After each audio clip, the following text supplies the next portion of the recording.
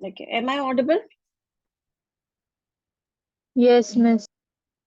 देखिए, आज की क्लास में, जैसे कि मैंने पिछली क्लास में आप लोगों के साथ we had discussed syllabus of economics. मैंने ये बताया था कि मेंस में हमें कौन कौन से चैप्टर्स पढ़ने हैं, और हमने देखा था कि मेंस का सिलेबस क्या है। और फिर उसके बाद हमने देखा था कि जो यूपीएससी ने सिलेबस दिया हुआ है अपने नोटिफिकेशन में, उसके अलावा और कौन कौन से टॉपिक्स हैं जो हमें प्रीलिम्स के लिए कवर करने हैं। क्योंकि जो सिलेबस यूपीएससी ने दिया है उसमें कुछ स्पेसिफिक टॉपिक्स ही लिखे हुए हैं। उनके अलावा अब हमें क्या, वो तो मेंस के टॉपिक है, हमें कैसे पता चलेगा कि हमें और कौन कौन से प्रीलिम्स के टॉपिक करने हैं। ठीक है। तो लास्ट क्लास में मैंने बताया था कि प्रीवियस ईयर क्वेश्चन पेपर देखकर उसको एनालाइज करके समझ आता है कि कौन कौन से टॉपिक्स हमें प्रीलिम्स के लिए कवर करने हैं। तो उन्हीं टॉपिक में से आज हम जो है जो चैप्टर आज हम शुरू करेंगे वो है इन्फ्लेशन। ठीक है। इन्फ्लेशन जो वो टॉपिक है, वो बहुत सारे चैप्टर जो है, इन्फ्लेशन ये जो टॉपिक है वो एक फाउंडेशन क्रिएट करेगा बाकी के जो चैप्टर्स है उनके लिए। इसलिए मैंने सोचा कि पहले we will start with inflation as a chapter. ठीक है। तो आज हम समझेंगे कि इन्फ्लेशन होता क्या है, इन्फ्लेशन का डेफिनेशन क्या है, बेसिक क्या है, इन्फ्लेशन के टाइप्स क्या क्या है ना, कौन कौन से टाइप्स है, इन्फ्लेशन का रीजन क्या है, रीजन इन्फ्लेशन जो है वो क्यों क्यों होता है इकोनॉमी में। और अगर इन्फ्लेशन हो गया है तो हम इन्फ्लेशन को कम कैसे कर सकते हैं, कौन इन्फ्लेशन को कम करता है ना, इन्फ्लेशन ज्यादा हो गया तो उसके इम्पैक्ट क्या क्या पड़ते हैं। हमें कैसे पता चलेगा कि इकोनॉमी में इन्फ्लेशन है, क्या कोई इंडेक्सेस होते हैं जिसकी वजह से हमें पता चलेगा। जैसे कि मान लीजिए हमें अगर पता करना है कि इकोनॉमी में ग्रोथ कितनी चल रही है, तो उसके लिए क्या है, उसके लिए हमारे पास इंडेक्स है। जैसे कि फॉर एग्जांपल जीडीपी, जो हम देखकर पता कर पाएंगे कि इकोनॉमिक सिचुएशन क्या है। ठीक है, इकोनॉमिक ग्रोथ की सिचुएशन क्या चल रही है ना। सिमिलरली, क्या कोई इंडेक्स है क्या जो इन्फ्लेशन को दिखाता है। तो ये सारी चीजें हम जो है इन्फ्लेशन के चैप्टर में कवर करेंगे। एम आई क्लियर, हमें पढ़ना क्या क्या है इन्फ्लेशन में। Yes miss. ठीक है। सिर्फ कृपा ही क्यों बोलती है, बाकी लोग क्यों नहीं बोलते हैं? समीर, आई नो समीर जो है वो लाइब्रेरी में होते हैं इसलिए नहीं बोल पाते, बाकी के लोग। मैम एक बार रिपीट कीजिए ना, एक्चुअली मैं जिम ज्वाइन नहीं हो रहा था मेरा। बस अच्छा, रिपीट कर सकते हैं आप कौन बोल रहे हैं? क्या? दीपा मैम। दीपा। ओके। देखिए, मैं आपको ये बता रही थी कि हम इस चैप्टर में, हम जो है वो इन्फ्लेशन का चैप्टर शुरू कर रहे हैं। इस चैप्टर में हाँ। हमें टॉपिक कौन कौन से पढ़ने हैं मैं वो डिस्कस कर रही थी। कि हमें पढ़ना है कि इन्फ्लेशन, हमें जानना है कि इन्फ्लेशन एक्चुअली होता क्या है ना, इन्फ्लेशन के टाइप्स क्या क्या होते हैं। हमें पता है कि हाँ। इकोनॉमी में इन्फ्लेशन है, बट बट इन्फ्लेशन के जो टाइप्स हैं हमें वो जानने हैं। फिर इन्फ्लेशन जो हो रहा है वो इकोनॉमी में क्यों हो रहा है हमें वो समझना है। उसके रीजंस क्या क्या है इन्फ्लेशन के, हमें वो समझना है। अगर हमें पता करना है कि इकोनॉमी में इन्फ्लेशन है, please mute your self, please mute your self. अगर हमें पता करना है कि इकोनॉमी में इन्फ्लेशन है, तो हमें कैसे पता चलेगा कि हमें पता है इन्फ्लेशन है, बट हमें पता कैसे चलेगा कि उसका रेट कितना है। क्या कोई इंडेक्स है क्या जो हमें इन्फ्लेशन का रेट बताएगा, है ना। जैसे मान लीजिए अगर इकोनॉमी में ग्रोथ हो रही है या नहीं हो रही है, तो हमें कैसे पता चलेगा, इंडेक्स देखकर, जीडीपी देखकर, है ना, इंडेक्सेस है। सिमिलरली, इन्फ्लेशन से रिलेटेड कोई इंडेक्स है क्या, हमें वो पता करना है इस चैप्टर में। इन्फ्लेशन का इम्पैक्ट क्या होता है हमारी इकोनॉमी पे, कैसे हम इन्फ्लेशन को जो है वो कम कर सकते हैं, कौन इन्फ्लेशन को कम करता है, ये सारी चीजें हम समझेंगे इस चैप्टर में। ठीक है दीपा? Yes ma'am. ठीक है, तो चलिए स्टार्ट करें। Yes miss. क्या क्या होता है इन्फ्लेशन? इन्फ्लेशन क्या हाइक होता इन है? Prices. Very very very simple, persistent increase in the general price level. अगर मान लीजिए किसी चीज का प्राइस साल 2018 में, अगर उसका प्राइस लेट से किसी चीज का 10 रुपए था, और आज उस चीज का प्राइस 20 रुपया हो गया है, मतलब क्या हो गया है, उसके प्राइस में इन्फ्लेशन आ गया है ना, उसका प्राइस जो है वो इन्फ्लेट हो गया है। So this is inflation. अब इन्फ्लेशन जो होता है वो, इन्फ्लेशन के दो टाइप्स होते हैं। दो टाइप कौन कौन से होते हैं? एक होता है demand pull inflation, yes, rise in price. Okay, कौन है ये वन? ठीक है। तो जो है इन्फ्लेशन जो है उसके दो टाइप्स होते हैं, कौन कौन से? एक होता है डिमांड पुल इन्फ्लेशन, दूसरा होता है कॉस्ट पुश इन्फ्लेशन। कौन से दो types? Demand pull inflation and cost push inflation. अब ये जो डिमांड पुल इन्फ्लेशन है, ये क्यों होता है? डिमांड पुल इन्फ्लेशन का मतलब क्या है, और डिमांड पुल इन्फ्लेशन होता क्या है, इसके कॉजेस क्या क्या है, हमें वो समझना है। सिमिलरली हमें ये जानना है कि कॉस्ट पुश इन्फ्लेशन क्या होता है, और कॉस्ट पुश इन्फ्लेशन के कॉजेस क्या क्या है। We need to understand this. समझ आया इतना? Yes ma'am. Two types of inflation. One is demand pull, another is cost push. What is, we need to understand what is demand pull and what are the reasons of demand pull inflation. And we also need to understand what is cost push inflation and what are the reasons of cost push inflation. ठीक है, तो आप समझते हैं, पहला लेते हैं demand pull inflation. What is demand pull inflation? Demand pull inflation ये होता है, मान लीजिए कि इकोनॉमी में मनी सप्लाई बहुत ज्यादा है। अगर मनी सप्लाई ज्यादा होगा तो लोगों की डिमांड जो है वो ज्यादा बढ़ जाएगी। मान लीजिए कि कल मैं पैसे नहीं कमाती थी, मेरी डिमांड नहीं थी कि मुझे जो है मग खरीदनी है, ठीक है। आज मेरे पास पैसा है तो मैं क्या करूंगी, मनी मनी है अगर मेरे पास, तो मैं क्या करूंगी, हो सकता है मैं मग की डिमांड करूंगी, है ना। तो जब इकोनॉमी में मनी सप्लाई ज्यादा होता है, तो मनी सप्लाई ज्यादा होने की वजह से डिमांड ज्यादा होती है ना। अगर डिमांड ज्यादा होगी, लोगों का डिमांड बहुत ज्यादा है और सप्लाई तो सेम है, चीजों का सप्लाई लिमिटेड है, तो उसकी वजह से क्या होगा, चीजों का प्राइस बढ़ेगा। तो चीजों का प्राइस बढ़ने को ही हम क्या कहेंगे, इन्फ्लेशन। तो डिमांड पुल इन्फ्लेशन, ये जो पहला टाइप है इन्फ्लेशन का, डिमांड पुल इन्फ्लेशन क्यों होता है? डिमांड के बढ़ने की वजह से, डिमांड के बढ़ने की वजह से जो इन्फ्लेशन होगा उसे हम कहेंगे डिमांड पुल इन्फ्लेशन। और डिमांड क्यों बढ़ेगी? क्योंकि इकोनॉमी में मनी सप्लाई ज्यादा है। अगर मनी सप्लाई ज्यादा होगा, उसकी वजह से क्या होगा, डिमांड बढ़ेगी। और डिमांड बढ़ेगी इसका मतलब चीजों का प्राइस इन्फ्लेट होगा। इसका मतलब क्या होगा, इकोनॉमी में इन्फ्लेशन हमें देखने को मिलेगा। Am I clear? Yes ma'am. तो पहला टाइप हमने देखा कि डिमांड पुल इन्फ्लेशन क्या होता है, ठीक है। मनी सप्लाई बढ़ने की वजह से डिमांड का बढ़ना, और डिमांड के बढ़ने की वजह से इन्फ्लेशन होना, वो होता है demand pull. Now the second type is cost push inflation. What is cost push inflation? वो अगर मान लीजिए कि किसी चीज की सप्लाई बहुत कम है, अगर मान लीजिए कि मार्केट में बॉटल्स, वाटर बॉटल्स बिक रही है, और वाटर बॉटल जो है सिर्फ 5 वाटर बॉटल्स है, लेकिन उसको खरीदने के लिए 100 लोग हैं, ठीक है। मतलब क्या हुआ कि सप्लाई बहुत कम है, और अगर सप्लाई कम है लेकिन उसकी डिमांड ज्यादा है, तो क्या होगा, उसका प्राइस बढ़ेगा, है ना। तो सप्लाई कम होने की वजह से जो प्राइस बढ़ेगा, जो प्राइस इन्फ्लेट होगा, उसी को हम कहेंगे, क्या कहेंगे, कॉस्ट पुश इन्फ्लेशन। तो ये दो टाइप आपको क्लियर है, what is demand pull inflation and what is cost push inflation. What is demand pull? जो डिमांड बढ़ने की वजह से इन्फ्लेशन होगा, that is demand pull inflation. What is cost push? Supply में कमी होने की वजह से जो इन्फ्लेशन होगा, उसे हम कहेंगे कॉस्ट पुश इन्फ्लेशन। यहां तक क्लियर है आपको? Yes ma'am. ठीक है। अब हमें जानना है कि दोनों के रीजंस क्या क्या हैं। जैसे कि एक डिमांड पुल इन्फ्लेशन है, तो जो डिमांड पुल इन्फ्लेशन है, डिमांड पुल इन्फ्लेशन हो क्यों रहा है? जैसे मैंने आपको क्या बताया, डिमांड बढ़ने की वजह से। डिमांड क्यों बढ़ रही है? क्योंकि मनी सप्लाई ज्यादा है, ठीक है। तो मनी सप्लाई ज्यादा है इसलिए डिमांड बढ़ रही है, इसलिए इन्फ्लेशन हो रहा है। तो अब हमें इसके रीजंस समझने हैं कि ऐसे कौन कौन से रीजंस हैं जिनकी वजह से इकोनॉमी में मनी सप्लाई बढ़ता है।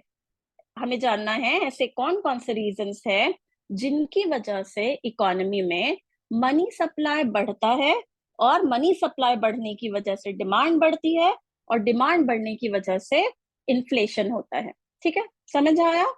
तो यहाँ पर हमें जानना है कि डिमांड पुल इन्फ्लेशन के रीजंस कौन कौन से हैं, ऐसे कौन कौन से रीजंस है जो मनी सप्लाई को इकोनॉमी में बढ़ाते हैं, जिसकी वजह से डिमांड बढ़ जाती है और जिसकी वजह से इन्फ्लेशन आता है इकोनॉमी में।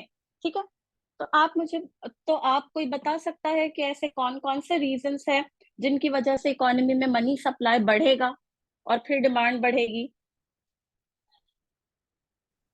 मैम इंक्रीज हो जाए तो। क्या? सॉरी? इनकम। इनकम अगर इंक्रीज हो जाए तो ओके। अगर लोगों की, किसने बोला ये? प्रीति। प्रीति, ओके, वेरी नाइस। अगर इनकम इंक्रीज होगी लोगों की, तो इसका मतलब क्या होगा? इकोनॉमी में मनी सप्लाई ज्यादा होगा। मनी सप्लाई ज्यादा होगा, लोगों के पास पैसे ज्यादा है, तो लोग क्या करेंगे? डिमांड करेंगे, और उस डिमांड की वजह से क्या होगा? इन्फ्लेशन होगा। तो एक रीजन तो हमने देखा, जो प्रीति ने बताया, कि इनकम ज्यादा होने की वजह से मनी सप्लाई बढ़ेगा। मनी सप्लाई बढ़ेगी तो डिमांड बढ़ेगी, डिमांड बढ़ेगी तो प्राइस इन्फ्लेट होगा और इन्फ्लेशन आएगा। तो एक रीजन हमने समझा, इंक्रीज इन इनकम। और क्या रीजन हो सकता है? Ma'am corruption. करप्शन, जैसे एक्सप्लेन करिए। मैम अच्छा, अगर आप कोई करप्ट करेंगे, या अच्छा अच्छा, आप जो है करप्ट प्रैक्टिसेस नहीं के मैम, साथ आप अगर अगर। मनी हाँ, लॉन्ड्रिंग अगर ज्यादा हो रही है तो वो पैसा है वो एकदम ही डिमांड बढ़ा देगा, तो ऑटोमेटिक ही जाएगा ना। बिल्कुल बिल्कुल बिल्कुल, आपने बहुत सही कहा कि करप्शन की वजह से भी जो है, हाँ, करप्शन की वजह से भी जो है वो इन्फ्लेशन बढ़ेगा। क्यों? क्योंकि करप्शन की वजह से मनी सप्लाई बढ़ेगी। फॉर एग्जाम्पल ले लीजिए black money. What is black money?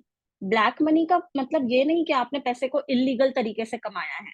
Black money का मतलब ये है कि हो सकता है कि आपने पैसे को लीगली ही कमाए हो, है ना, लीगल तरीके से कमाए हो, लेकिन आपने उस पर टैक्स अदा नहीं किया। So that is black money. ठीक है, तो जब आप टैक्स अदा नहीं कर रहे हो, टैक्स आप पे नहीं कर रहे हो, तो वो टैक्स का पैसा तो आपके पास बच रहा है ना, जो आप इलीगल तरीके से, if you are not paying tax, so that amount is left with you, है ना। और ऐसा कोई एक इंसान तो है नहीं इकोनॉमी में, ऐसे बहुत लोग जो है वो टैक्स नहीं पे कर रहे हैं। तो वो पैसा जो गवर्नमेंट को टैक्स जाना चाहिए था, वो पैसा आपके अपने पास बच रहा है। इसका मतलब क्या हुआ? कि इकोनॉमी में मनी सप्लाई जो है वो बढ़ रहा है। मनी सप्लाई बढ़ेगा तो क्या बढ़ेगी? डिमांड। Demand demand. बढ़ेगी। Very nice, very nice. क्या बढ़ेगी? डिमांड बढ़ेगी। डिमांड बढ़ा तो प्राइस इन्फ्लेट होगा और इन्फ्लेशन आ जाएगा। तो एक रीजन हमने देखा कि इंक्रीज इन इनकम, जो प्रीति ने बोला, है ना। फिर किसी ने कहा कि करप्शन की वजह से भी हो सकता है, जैसे मैंने एग्जांपल दिया आपको, ब्लैक मनी का एग्जांपल दिया, है ना। उसके अलावा देखिए, अगर गवर्नमेंट ने जो डायरेक्ट टैक्सेस होते हैं, टैक्सेस के रेट अगर कम कर दिए, टैक्स रेट अगर कम कर दिए, तो भी क्या, अगर टैक्स रेट कम हो गए, मान लीजिए पहले ज्यादा था, अब टैक्स रेट कम हुआ, और अगर टैक्स रेट कम पहले ज्यादा था जब, तो आप ज्यादा पैसा गवर्नमेंट को देते थे। लेकिन अगर अब टैक्स रेट कम हो गया है, तो आप क्या करेंगे? कम पैसा गवर्नमेंट को देंगे, है ना। तो वो पैसा, ज्यादा पैसा आपके पास बचेगा। क्यों? क्योंकि आप टैक्स जो है वो कम पे कर रहे हैं, क्योंकि टैक्स रेट कम है, डायरेक्ट टैक्स का जो रेट है वो कम है। तो वो पैसा जो गवर्नमेंट को जाना चाहिए था, वो पैसा अब आपके पास बचा है ना। इसका मतलब क्या हो गया? मनी सप्लाई इकोनॉमी में बढ़ गया। मनी सप्लाई बढ़ा तो डिमांड बढ़ी, डिमांड बढ़ी तो प्राइस इन्फ्लेट हुआ, प्राइस इन्फ्लेट हुआ मतलब क्या आ गया? इन्फ्लेशन आ गया। तो रीजंस हम देख रहे हैं कि डिमांड पुल इन्फ्लेशन के रीजंस क्या क्या है ना। तो हमें बस इतना याद रखना है, डिमांड पुल में डिमांड बढ़ती है। डिमांड क्यों बढ़ती है? मनी सप्लाई बढ़ता है। तो अब हमें वो सारे रीजंस जानने हैं जिसकी वजह से मनी सप्लाई हमारी इकोनॉमी में बढ़ेगा। तो इंक्रीज इन इनकम, है ना, रिडक्शन इन और tax, reduction in direct tax rate, उसके अलावा करप्शन, ब्लैक ब्लैक मनी, ये रीजन हो गया। उसके अलावा और क्या रीजन हो सकते हैं?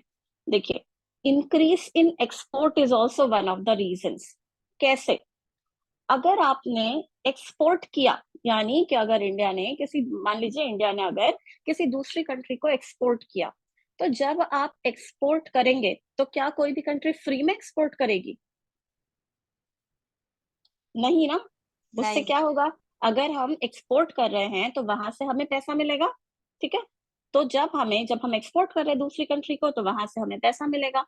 इसका मतलब क्या हुआ, हमारा जो फॉरेन करेंसी का रिजर्व्स है वो बढ़ेगा, हमारा फॉरेक्स रिजर्व बढ़ेगा। और जब हमारा फॉरेक्स रिजर्व बढ़ेगा तो हमारी जो इकोनॉमी है वहां पर मनी सप्लाई बढ़ेगा। जब हम एक्सपोर्ट करते हैं, एक्सपोर्ट करने के साथ हमें पैसा मिलेगा, यानी हमारा मनी सप्लाई बढ़ जाएगा। मनी सप्लाई बढ़ जाएगा तो क्या होगा, अगेन डिमांड बढ़ेगी, प्राइस इन्फ्लेट होगा, है ना। तो क्या क्या reasons, increase in income, reduction in direct tax rate, उसके अलावा corruption, for example black money, उसके अलावा रीजन दिया हमने इंक्रीज इन एक्सपोर्ट। उसके अलावा नेक्स्ट रीजन देखिए, रिडक्शन इन इंपोर्ट। अब रिडक्शन इन इंपोर्ट से मनी सप्लाई कैसे बढ़ेगा, मान लीजिए कि हम पहले कोई चीज इंपोर्ट करते थे, ठीक है, और ज्यादा क्वांटिटी में इंपोर्ट करते थे, बट अब हमने क्या किया, हमने इंपोर्ट को रिड्यूस कर दिया। अगर हमने अब जब हम ज्यादा क्वांटिटी में कोई चीज को इंपोर्ट करते थे तो हमें ज्यादा पैसे बाहर देने पड़ते थे। क्यों? क्योंकि हम सामान इंपोर्ट कर रहे हैं तो हमें पैसे देने पड़ेंगे, ठीक। तो जब हम पहले ज्यादा क्वांटिटी में सामान को इंपोर्ट करते थे तो हमें ज्यादा पैसे देने पड़ते थे। लेकिन अब अगर हमने इंपोर्ट को कम कर दिया, इंपोर्ट को अगर हमने कम कर दिया तो अब हमें ज्यादा पैसे नहीं देने पड़ेंगे, है ना। और जब हमें ज्यादा पैसे, वो पैसा जो पहले ज्यादा इंपोर्ट करने पर बाहर जाता था, अब वो पैसा देश के बाहर नहीं जा रहा है। इसका मतलब कि वो पैसा हमारे पास ही है, हमारी इकोनॉमी में मनी सप्लाई बढ़ जाएगा। और जब मनी सप्लाई बढ़ेगा तो अगेन क्या होगा, डिमांड बढ़ेगी, है ना, प्राइस इन्फ्लेट होगा। इतने रीजंस आपको समझ आए कि इकोनॉमी में मनी सप्लाई क्यों बढ़ता है और क्यों ये डिमांड पुल इन्फ्लेशन होती है। इतने रीजंस आपको क्लियर है? Yes miss. यस है मिस। ना यस मिस। विवेक? ओके, ठीक है, चलिए। तो अभी तक हमने डिस्कस किया रीजंस क्या क्या है, इंक्रीज इन इनकम, उसके अलावा reduction in direct tax rates, उसके अलावा हमने डिस्कस किया करप्शन जैसे कि ब्लैक मनी, उसके अलावा हमने डिस्कस किया increase in export, next reason we discussed decrease in import, next reason is depreciation of currency. What is the meaning of, अब डेप्रिसिएशन ऑफ करेंसी की वजह से मनी सप्लाई कैसे बढ़ता है, डिमांड कैसे बढ़ती है, वो समझते हैं। लेकिन ये समझने से पहले ये समझना बहुत जरूरी है कि डेप्रिसिएशन का मतलब क्या होता है। किसी को पता है what is the meaning of depreciation? Decrease in something. अच्छा, डिक्रीज इन समथिंग, कौन बोल रहा है ये, कृपा? Yes miss. ठीक है, और कोई बोलेगा डेप्रिसिएशन का मतलब क्या होता है? आपने लिटरल मीनिंग बताया कृपा, ठीक है, अब बाकी के लोग कोई बोलेंगे व्हाट इज डेप्रिसिएशन? क्या? Reduction money value. Actual value से कम होना, रिडक्शन ऑफ मनी। ठीक है, चलिए मैं समझाती हूँ कि डेप्रिसिएशन का मतलब क्या होता है। मान लीजिए कि आप जो है, आप साल 2020 में आपको जो है वो यूएसए जाना था, ठीक है। अब यूएस अगर आप जाएंगे तो आप इंडियन करेंसी तो लेकर नहीं जाएंगे, वहां पर क्या लेके जाएंगे, decrease in the value of asset. Siddhi, okay Siddhi, I am explaining. देखिए, अगर मान लीजिए कि आप जो है साल 2020 में आपको यूएसए जाना था, अब अगर आप यूएसए जा रहे हैं तो आप जो है इंडियन करेंसी तो नहीं लेके जाएंगे, आप जो है, आप क्या लेके जाएंगे, डॉलर लेकर जाएंगे। अब आप जो है वो बैंक गए, आप पैसे को एक्सचेंज करने के लिए गए, ठीक है। अब आपने जो है रुपया दिया, सपोज करिए कि आपको डॉलर वहां से बैंक से चाहिए था रुपये के एक्सचेंज में, तो आपने जो है सपोज करिए कि $1 आपको मिला 70 रुपए में, फॉर एग्जाम्पल, कि आपने 70 रुपया बैंक को दिया और 70 रुपया देकर आपने $1 बैंक से लिया उसके एक्सचेंज में, ठीक है। ये साल 2020 में आपने $1 कितने में खरीदा, 70 रुपए में खरीदा, ठीक है। अब आ जाइए, मान लीजिए 2024 में आपको फिर से यूएस जाना है, फिर से आप गए बैंक, डॉलर एक्सचेंज कर रहे हैं। अब आप बैंक वाले को 70 रुपए दे रहे थे, ठीक है, लेकिन बैंक ने कहा 70 रुपए में अब डॉलर नहीं, अब डॉलर जो है वो 100 रुपए का मिलेगा। इसका मतलब क्या हुआ कि अब $1 खरीदने के लिए आपको कितना रुपया देना पड़ा? 100 रुपया देना पड़ा, है ना? तो 2020 में आपको $1 कितने का मिला था? सब लोग हैं 70 रुपए में, है ना? तो सब लोग ध्यान से सुनिए, I am explaining you the meaning of depreciation. तो आप ये समझिए कि 2020 में आपको $1 कितने का मिला? 70 रुपए का मिला। अब 2024 में वही $1 आपको खरीदने के लिए 100 रुपए देने पड़े। इसका मतलब क्या हुआ? इसका मतलब ये हुआ कि डॉलर महंगा हो गया, है ना? और रुपी की वैल्यू जो है वो घट गई एज कंपेयर टू डॉलर, है ना? रुपी की value as compare to dollar घट गई। डॉलर जो है महंगा हो गया, पहले 70 में खरीदा था, अब जो है हम 100 रुपए में खरीद रहे हैं। इसका मतलब क्या हुआ कि रुपी एज कंपेयर टू डॉलर क्या हो गया? रुपी की वैल्यू डेप्रिशिएट हो गई। रुपी हैज लॉस्ट इट्स वैल्यू। पहले जो मैं 70 में खरीद रही थी, अब मुझे वो खरीदने 100 रुपए लग रहे हैं, ठीक है? इसका मतलब ये हुआ कि rupee has lost its value. Rupee has depreciated in comparison with, depreciated with respect to what? With respect to dollar, with respect to American currency. समझ आया डेप्रिसिएशन का मतलब क्या हो रहा है? डेप्रिसिएशन का मतलब क्या होता है, ये समझ आया आपको? Yes miss. है ना? कि मैंने आपको रुपी और डॉलर के कंपैरिजन में समझाया कि पहले वो चीज आपको सस्ती मिल रही थी, लेकिन अब वो करेंसी आपको महंगी मिल रही है, तो रुपी इन कंपैरिजन टू डॉलर जो है वो डेप्रिशिएट हो गया। अब देखिए, अब होता क्या है, हम लोग मैंने यहाँ पर आपको डेप्रिसिएशन का मतलब समझाया, लेकिन हम लोग जो मेन टॉपिक डिस्कस कर रहे थे वो क्या था? Demand pull inflation. Demand pull inflation का मतलब क्या होता है? हमने समझा कि डिमांड के बढ़ने की वजह से जो इन्फ्लेशन होगा। डिमांड क्यों बढ़ रही है? क्योंकि मनी सप्लाई बढ़ रहा है। तो हम देख रहे थे रीजंस, कौन कौन से रीजंस है जिसकी वजह से मनी सप्लाई इकोनॉमी में बढ़ता है। तो हम रीजंस देख रहे थे, और उन्हीं रीजन में से हमने बहुत सारे रीजन डिस्कस किए, जैसे कि increase in export, decrease in import, उसके अलावा इंक्रीज इन इनकम, करप्शन, है ना? ये सारे रीजंस के साथ one of the reasons which I was saying was depreciation of currency. Depreciation of currency की वजह से भी इकोनॉमी में मनी सप्लाई बढ़ता है और डिमांड बढ़ती है। तो कैसे? ठीक है, तो मैंने कहा कि पहले डेप्रिसिएशन समझते हैं। डेप्रिसिएशन सबको समझ आ गया क्या है? Yes miss. ठीक है। अब देखिए, अब जब भी इकोनॉमी में डेप्रिसिएशन होगा, इकोनॉमी में जब भी डेप्रिसिएशन होगा, तो मान लीजिए हमारी इकोनॉमी में रुपी हैज डेप्रिशिएटेड, ठीक है, इंडियन इकोनॉमी में रुपी हैज डेप्रिशिएटेड, तो ये हमारे लिए कोई बहुत अच्छी बात तो नहीं है। क्यों? क्योंकि अब हमें जो डॉलर हम पहले 70 रुपए में खरीद रहे थे, अब वही डॉलर खरीदने के लिए मुझे 100 रुपए देने पड़ रहे हैं। इसका मतलब क्या हुआ कि मेरे लिए तो ये ठीक नहीं है ना डेप्रिसिएशन, है ना? क्यों? क्योंकि मुझे ज्यादा पैसा देना पड़ रहा है वही सेम $1 खरीदने के लिए, ठीक। लेकिन अगर मैं वही किसी फॉरेनर की बात करूं, अगर अगर हम किसी फॉरेनर के पर्सपेक्टिव से सोचे, तो हमारी करेंसी का डेप्रिशिएट होना उस but it is positive for FDI. Yogesh, okay, देखिए, तो मैं एक्सप्लेन कर रही हूँ कि हमारे हमारे लिए तो ये अच्छा नहीं है कि रुपी जो है वो डेप्रिशिएट हुआ है, ठीक। क्यों? क्योंकि हमें वही डॉलर खरीदने के लिए अनीश रजा, अच्छा जी, ओके, ठीक।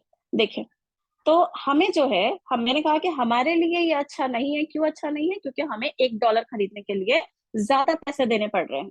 लेकिन अगर हम किसी फॉरेनर के पर्सपेक्टिव से ये सोचे कि डेप्रिसिएशन, अगर फॉरेनर के पर्सपेक्टिव से सोचे, तो हमारा जो रुपी है उसका डेप्रिसिएशन हुआ है, तो उनके लिए ये अच्छा है। उनके लिए क्यों अच्छा है रुपी का डेप्रिसिएशन होना? समझते हैं इस बात को। देखिए, अगर मान लीजिए 2020 में अगर वो इंडियन इकोनॉमी में $1 स्पेंड करते, इंडियन इकोनॉमी से अगर वो $1 का कोई सामान खरीदना चाहते, ठीक है, तो $1 उस वक्त कितने रुपए का था? 70 रुपया, है ना, 2020 में। तो उस टाइम पर मान लीजिए वो 70 रुपए $1 स्पेंड करते इकोनॉमी में, और कितने रुपए का सामान लेके जाते हैं यहाँ से? 70 रुपए का सामान लेके जाते, है ना। मान लीजिए 10 रुपए वाली 7 पेन वो लेकर गए। मैं आपको ये समझा रही हूँ कि डेप्रिसिएशन हमारे लिए अच्छा नहीं है, हमारी करेंसी का, लेकिन फॉरेनर के लिए हमारी करेंसी का डेप्रिसिएशन अच्छा है। क्यों अच्छा है? क्योंकि अगर हम उनके पर्सपेक्टिव से सोचे तो 2020 में जब $1 70 रुपए का था, तो सोचिए कोई फॉरेनर अगर इंडिया में जो है अगर स्पेंड कर रहा है, वो $1 स्पेंड करेगा और कितने रुपए का सामान लेके जाएगा 2020 में? 70 रुपए का सामान लेके जाएगा। फॉर एग्जाम्पल 10 रुपए वाली वो 7 पेन लेकर गया 2020 में, जब $1 70 रुपए का था। अब हम आते हैं साल 2024 में, जब हमारी करेंसी डेप्रिशिएट हो गई, है ना, जब रुपी जो है वो डेप्रिशिएट हो गया। अब देखिए, मैंने कहा जब डेप्रिसिएशन होगा तो ये फॉरेनर के लिए अच्छा होगा। अब देखिए साल 2024 में वो इंडिया में $1 स्पेंड करेगा, और $1 स्पेंड करके वो कितना, अब $1 की कीमत क्या थी? 100 रुपए, है ना। अब 2020 में वो इंडिया में $1 स्पेंड करेगा, और $1 स्पेंड करके कितने रुपए का सामान लेके जाएगा यहाँ से? 70, कौन बोला? कृपा। 100, 100। 100 100। रुपीज। सबको समझ आ रहा है मैं क्या कह रही हूँ? Yes ma'am. Yes, ma'am.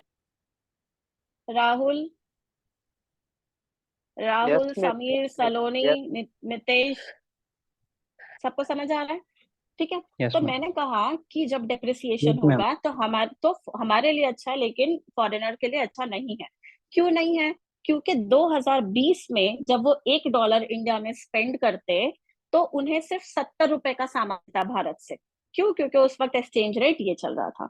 लेकिन 2024 में हमारी करेंसी डेप्रिशिएट हो गई, है ना। $1 100 रुपए का मिल रहा था। तो फॉरेनर के लिए अच्छा इसलिए हुआ क्योंकि वो $1 $1 अगर वो खर्च करेंगे, तो अब वो यहाँ से 100 रुपए का सामान लेकर जाएंगे, है ना। यानी कि 10 रुपए वाली अगर हम पेन सोच ले, तो कितनी पेन लेकर जाएंगे? 10 पेन लेके जाएंगे, है ना।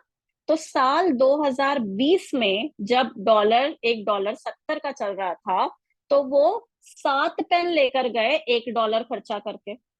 साल 2024 में जब रुपी डेप्रिशिएट हो गया, तो उस टाइम पर वो सेम $1 खर्चा करके कितना पेन लेकर गया? 10 पेन लेकर गया।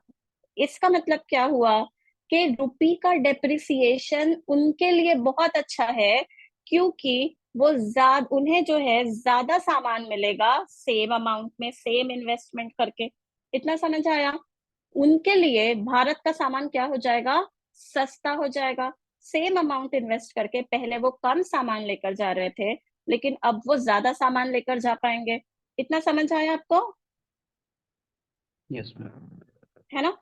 अब जब हमारा रुपी डेप्रिशिएट हुआ है और उन्हें सामान भारत में सस्ता मिल रहा है, तो वो क्या करेंगे? वो तो चाहेंगे ना कि इस डेप्रिसिएशन का फायदा उठाया जाए, ज्यादा से ज्यादा सामान वो यहाँ भारत से लेकर जाए, है ना। क्यों? क्योंकि अब तो सामान सस्ता हो गया, क्योंकि रुपी जो है वो डेप्रिशिएट हुआ है। वो कम इन्वेस्ट करके ज्यादा सामान लेकर जाएंगे। इसका मतलब क्या होगा कि हमारे देश से सामान ज्यादा बाहर जाएगा। यानी क्या होगा? ज्यादा सामान एक्सपोर्ट होगा, है ना। यानी क्या होगा? जब भी रुपी डेप्रिशिएट होगी, तो क्या होगा? एक्सपोर्ट हमारा बढ़ेगा। यहाँ तक क्लियर है? Yes ma'am. बाकी के लोग? Yes, ma'am. Yes, ma'am. है ना। तो मुस्कान, ठीक है, चलिए। तो जब भी रुपी डेप्रिशिएट होगा, तो इसका मतलब ये हुआ कि फॉरेनर ज्यादा सामान यहाँ से ले जा पाएगा। इसका मतलब भारत से ज्यादा सामान बाहर जाएगा। इसका मतलब ये हुआ कि हमारा एक्सपोर्ट जो है वो बहुत ज्यादा बढ़ जाएगा। तो एग्जाम में ये क्वेश्चन भी आ चुका है कि जब रुपी डेप्रिशिएट होगा, तो बताइए क्या होगा? इंपोर्ट घटेगा, इंपोर्ट बढ़ेगा, एक्सपोर्ट घटेगा या एक्सपोर्ट बढ़ेगा? आप बताइए क्या होगा जब रुपी डेप्रिशिएट होगा? तो एक्सपोर्ट बढ़ेगा। एक्सपोर्ट बढ़ेगा। एक्सपोर्ट बढ़ेगा, ठीक है। तो अब आप देखिए, जब एक्सपोर्ट बढ़ेगा, ज्यादा सामान बाहर जा रहा है तो फ्री में तो नहीं जाएगा, वहां से पैसे भी आएंगे, है ना। तो जब वहां से पैसे आएंगे तो हमारी इकोनॉमी में क्या बढ़ेगा, मनी सप्लाई बढ़ जाएगा, है ना। मनी सप्लाई बढ़ गया तो क्या बढ़ेगी, डिमांड बढ़ेगी। मनी सप्लाई के बढ़ने की वजह से, hello Qayyum, thank you for joining the session so late, but but I am glad that you join the session. ठीक, तो क्या होगा कि हमारी जो है एक्सपोर्ट जो है वो बढ़ जाएगा डेप्रिसिएशन की वजह से।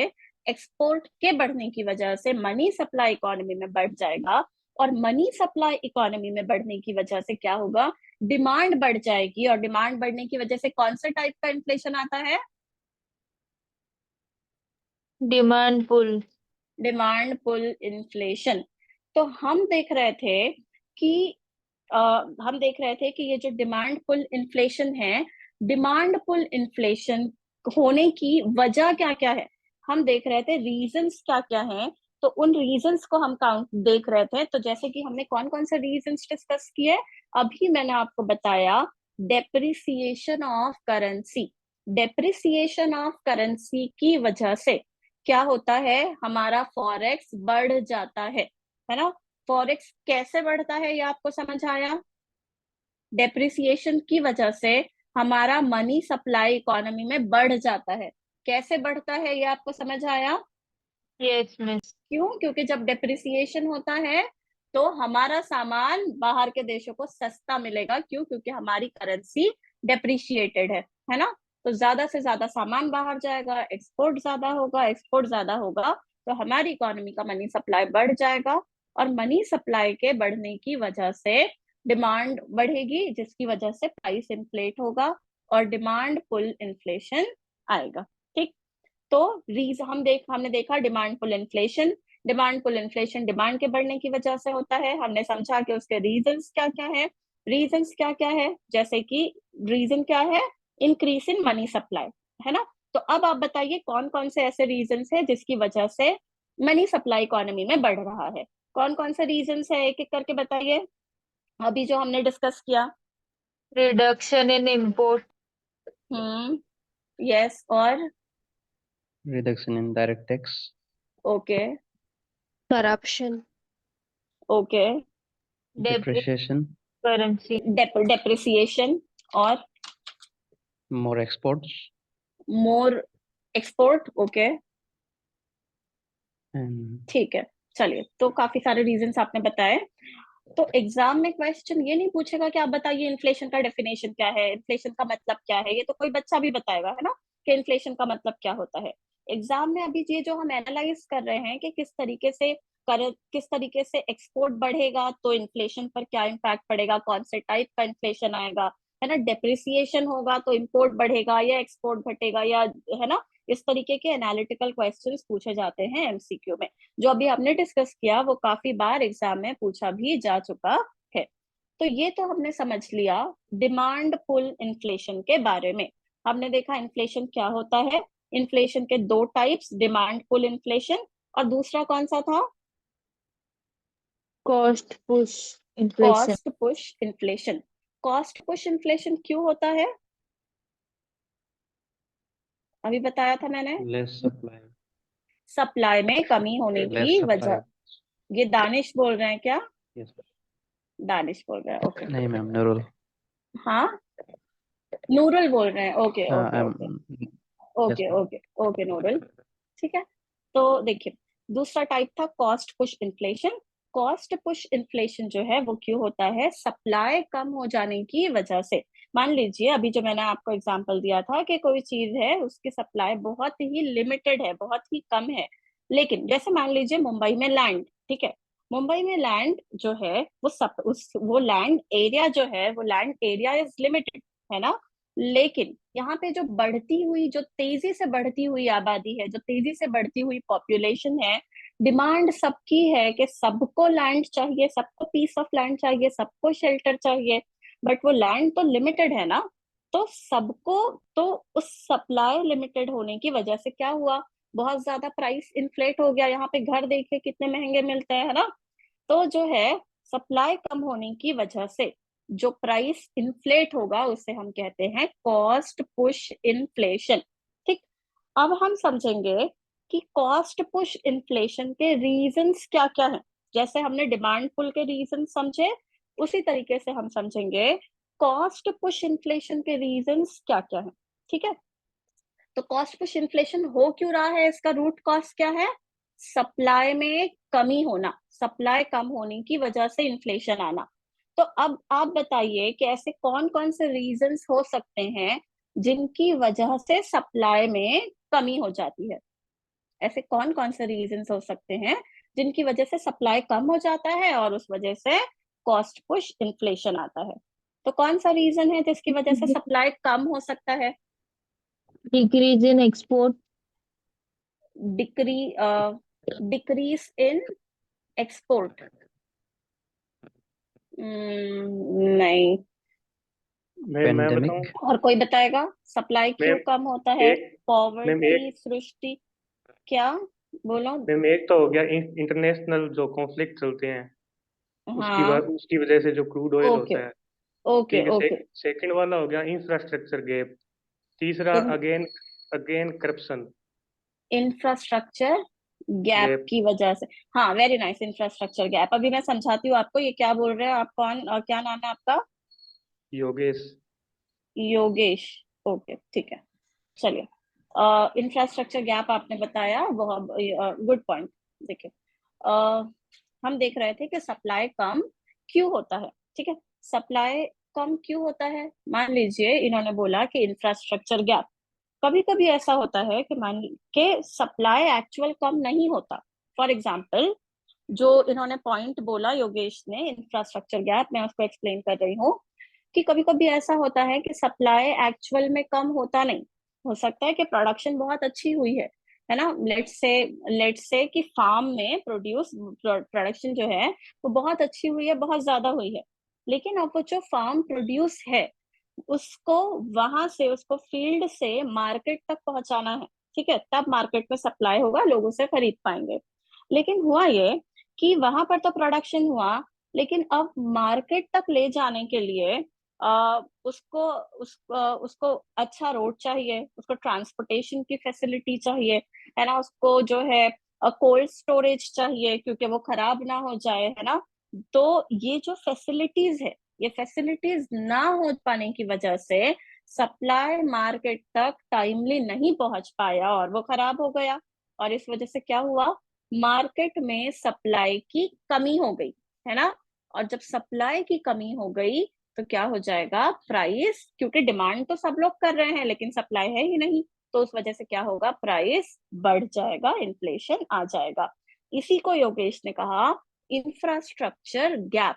इंफ्रास्ट्रक्चर कम होने की वजह से सप्लाई ना पहुंच पाना, उस वजह से भी क्या होता है, इन्फ्लेशन होता है।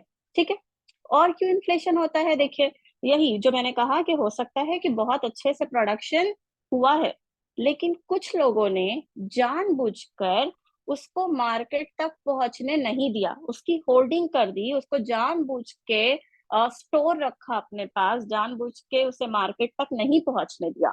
क्यों नहीं पहुंचने दिया, क्योंकि एक आर्टिफिशियल कमी क्रिएट करना चाहते हैं वो मार्केट में। आर्टिफिशियल कमी क्रिएट करेंगे, पहले ये मार्केट में जानबूझकर जताएंगे कि सप्लाई है ही नहीं। ठीक है, और जो लिमिटेड सप्लाई होगा तो उसकी बहुत ज्यादा डिमांड होगी मार्केट में, प्राइस क्या होगा, इन्फ्लेट होगा। और जैसे ही प्राइस इन्फ्लेट होगा, जैसे ही मार्केट में प्राइस बढ़ जाएगा, वैसे ही वो अपने सामान को क्या करेंगे, रिलीज कर देंगे, जो भी उन्होंने जानबूझकर रखा हुआ था, स्टोर किया हुआ था, उसको रिलीज कर देंगे ताकि उनका सामान महंगे दामों में बिक सके, है ना। इसका मतलब क्या हुआ कि यहाँ पर सप्लाई जो है, यहाँ पर जानबूझकर प्राइस को इन्फ्लेट करवाया गया। ठीक है, जबकि प्रोडक्शन उसका बहुत अच्छा था। ठीक है, लेकिन फिर भी वो मार्केट तक नहीं पहुंच सका, मार्केट में आर्टिफिशियल सप्लाई की कमी होने के कारण प्राइस इन्फ्लेट हो गया और इस वजह से इन्फ्लेशन हमें देखने को मिला। बट ऐसा नहीं था, प्रोडक्शन अच्छे से हुई थी, ठीक। तो ये जो होल्डिंग होती है इस वजह से इन्फ्लेशन होता है। इंफ्रास्ट्रक्चर गैप की वजह से सप्लाई कम होता है, उस वजह से इन्फ्लेशन होता है। उसके अलावा हो सकता है कि कभी कोई नेचुरल डिजास्टर आ जाए, हो सकता है कि बारिश ना हो, सूखा पड़ जाए, ड्रॉट आ जाए, या फिर एक्सेसिव बारिश हो जिसकी वजह से फ्लड आ जाए, है ना, उस वजह से भी। हाँ Yogesh, I will consider this point also. ठीक है, तो हो सकता है कि बारिश जो है ना हुई हो, सूखा पड़ गया, ड्रॉट आ गया, या फिर एक्सेसिव बारिश हो गई जिसकी वजह से फ्लड आ गया, ठीक है। उस वजह से भी प्रोडक्शन नहीं हुआ, उस वजह से भी क्या हो गई, सप्लाई कम हो गया। सप्लाई कम हो गया तो क्या हो जाएगा, कॉस्ट पुश इन्फ्लेशन हमें देखने को मिलेगा इकोनॉमी में। और तो हमने रीजंस डिस्कस किए, इंफ्रास्ट्रक्चर गैप, उसके अलावा हमने रीजंस डिस्कस किए जो आर्टिफिशियल होल्डिंग होती है वो, फिर हमने डिस्कस किया जो नेचुरल डिजास्टर्स होते हैं उस वजह से भी सप्लाई कम हो सकता है, उस वजह से भी जो है कॉस्ट पुश इन्फ्लेशन आ सकता है। और क्या रीजन आ सकता है, जो योगेश ने एक पॉइंट और कहा कि जो इंटरनेशनल कॉन्फ्लिक्ट होते हैं, फॉर एग्जाम्पल कुछ चीजें हैं जो हम बाहर के देशों से इंपोर्ट करते हैं, ठीक है, बट हो सकता है कि हमारे बायलैटरल रिलेशंस देश के साथ अच्छे ना हो, है ना, कॉन्फ्लिक्ट्स चल रहे हो किसी रीजंस की वजह से, और हम वहां से वो सामान इंपोर्ट नहीं कर पाए। अब जब इंपोर्ट नहीं कर पाएंगे यहाँ पर, तो क्या होगा, उस पर्टिकुलर चीज की सप्लाई तो इकोनॉमी में कम हो जाएगी ना, और जब उसका सप्लाई कम हो गया तो क्या होगा, इन्फ्लेशन हमें देखने को मिलेगा। तो ये कुछ रीजंस। उसके अलावा 3 रीजंस जो हमने डिमांड पुल में डिस्कस किए थे, वही 3 रीजंस हमें यहाँ पर भी डिस्कस करने हैं। कौन से, increase in export, decrease in import and depreciation of currency. इन तीनों की वजह से कॉस्ट पुश इन्फ्लेशन भी होता है। कैसे होता है ये समझिए। इन तीनों की वजह से डिमांड पुल होता है, कैसे होता है ये समझा था आपको।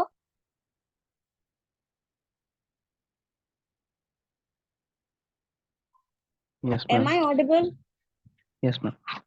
ओके, तो देखिए इन तीनों की वजह से, इंक्रीज इन एक्सपोर्ट की वजह से डिमांड पुल भी होता है और कॉस्ट पुश भी होता है।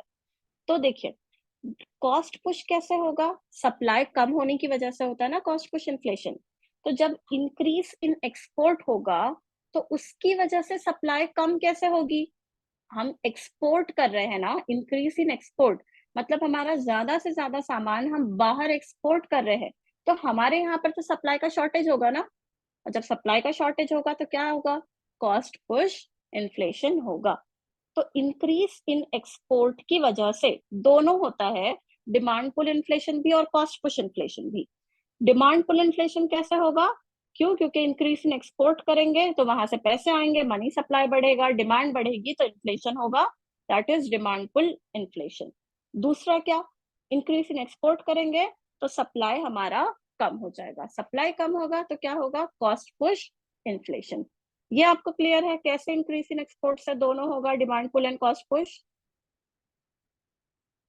Yes, miss. ठीक है। Yes, ma'am.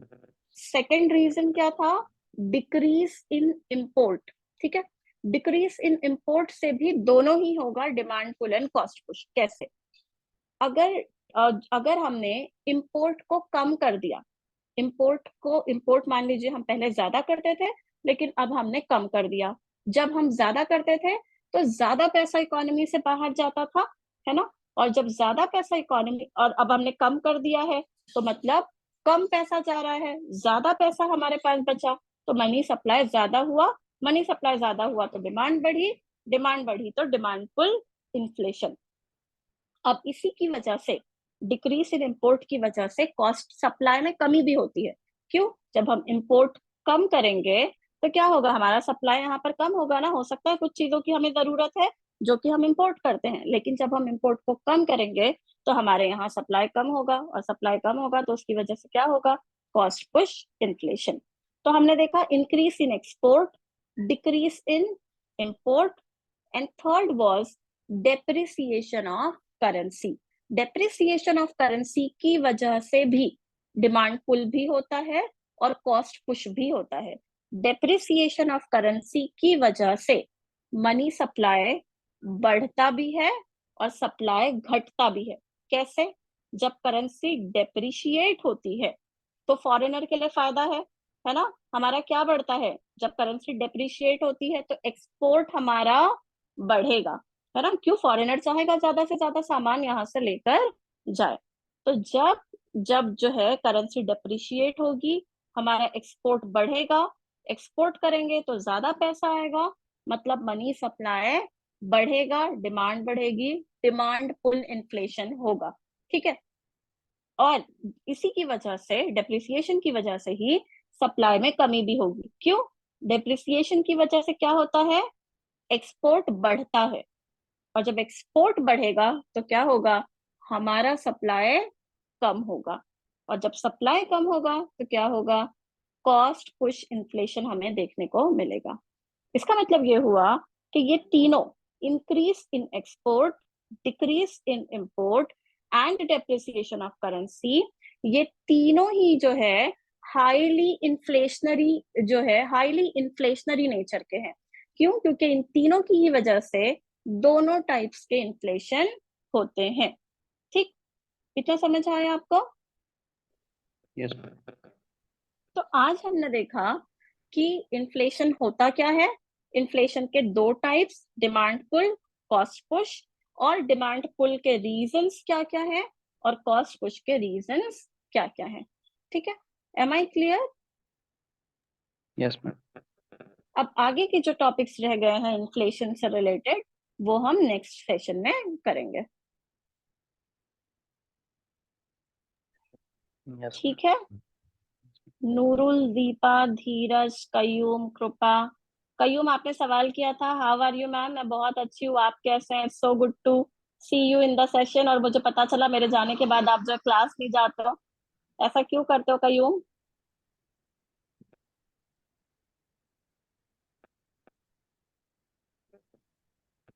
सिद्धि, तनिषा, कृपा, समझ आया सबको? Yes. Yes, Yes, ma'am. Thank you, ma'am. Okay, thank you, see you in the next session. yes, Yes, ma'am. अच्छा कयूम, सॉरी, क्यों बोल रहे हैं भाई ये सॉरी? चलिए bye, see you in the next session. Bye, ma'am. Thank you. Welcome.